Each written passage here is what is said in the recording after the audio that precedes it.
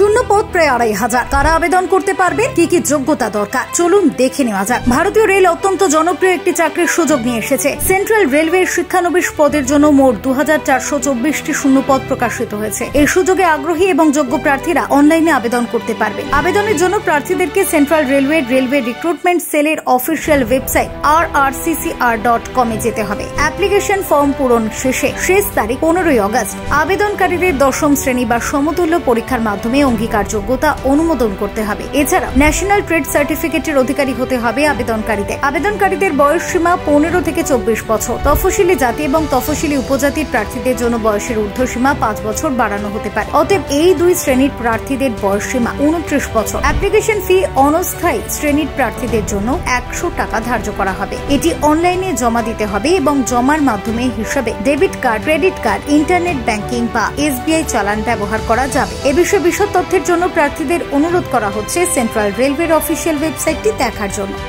Bureau report, Bankura news 1।